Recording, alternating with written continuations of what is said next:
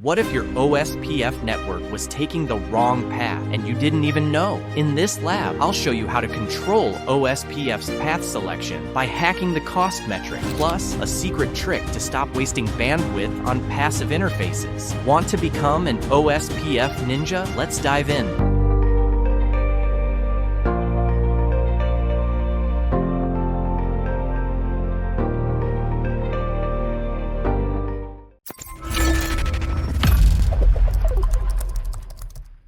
In this practice lab, we will configure OSPF on router 1.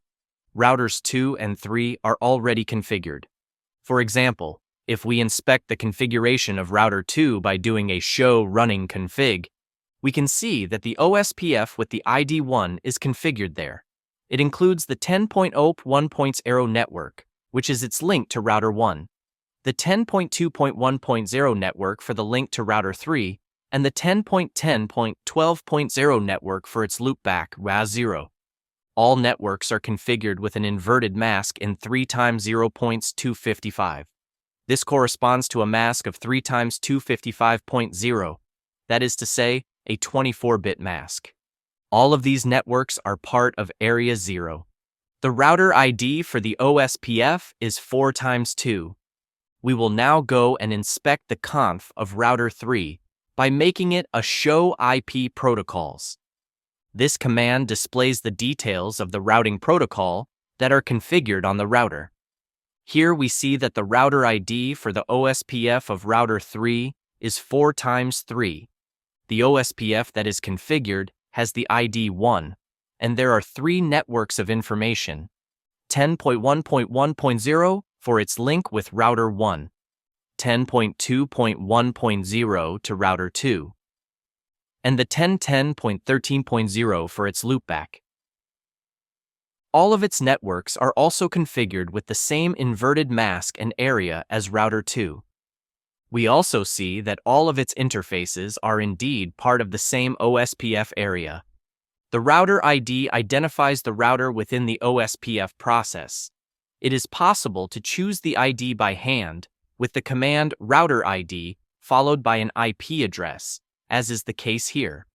Otherwise, the ID is chosen automatically, i.e., the router takes the highest IP of a loopback interface, and if there is no loopback, the router then takes the highest IP of these physical interfaces, and if there is no physical interface, well, the router can't communicate on the network anyway.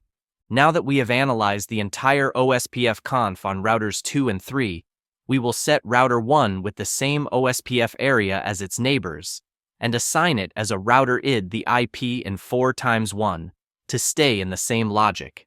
We start by activating OSPF routing, which will carry the ID 1, with the command router OSPF 1. Then we assign the IP to it in 4 times 1, with the command router ID. We add the network of the link between routers 1 and 2 with the network command. Network 10.0.1.0.0.0.255 area 0 for the link between R1 and R2. We add the network of the link between routers 1 and 3. Network 10.1.1.0.0.0.255 area 0. For the link between R1 and R3, and the network of its loopback 0, network 10.11.0.0.0.0255 area 0 for loopback 0.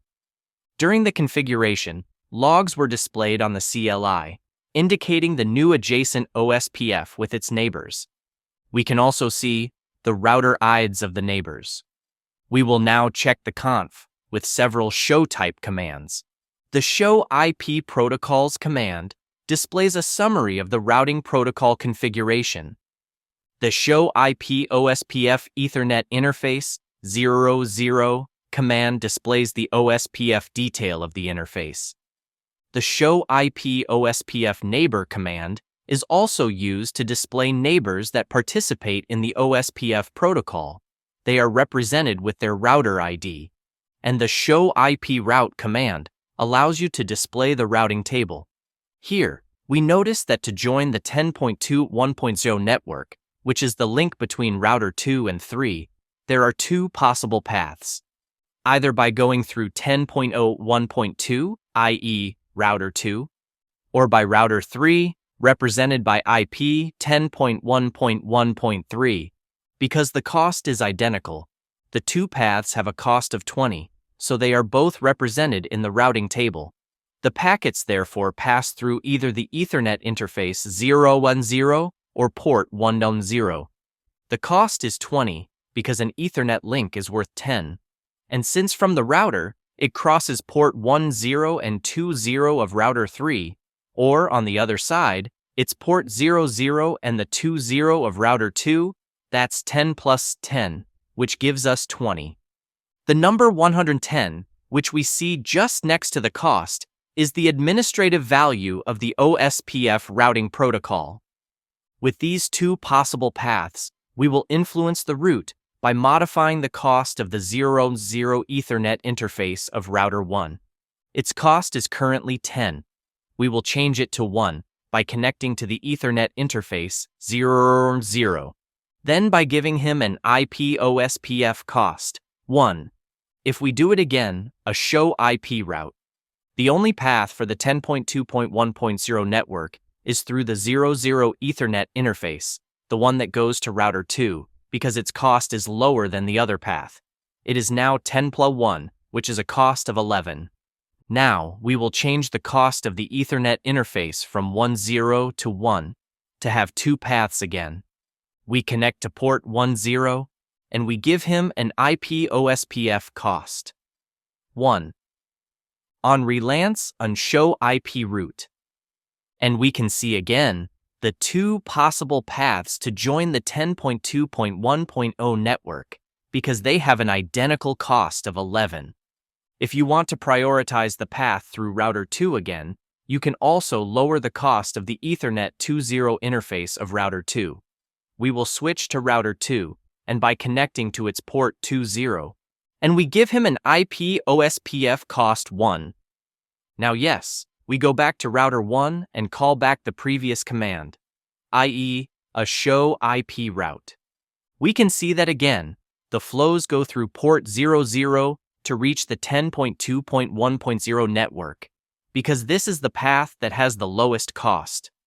We will now talk about passive interfaces. A passive interface is an interface that does not transmit OSPF updates. Typically, they are configured on interfaces that connect end users, like for example PCs, because it is useless to send them packets on the OSPF routing, which do not concern them. In the current state, if we do a show IP OSPF neighbor on router 1, we can clearly see router 2, represented by the ID in 4x2, and router 3, which is represented by the ID in 4x3. We're going to switch port 00 to passive. To do this, we connect to the OSPF routing configuration, which has the ID 1, by making it an OSPF 1 router. And we make it a passive Ethernet interface 00. Now, if we now display the neighbors with the command show IP OSPF neighbor, router 2 is no longer visible. There is only router 3. The lab on the single area OSPF configuration is complete. Don't forget to save your configuration with a copy run start.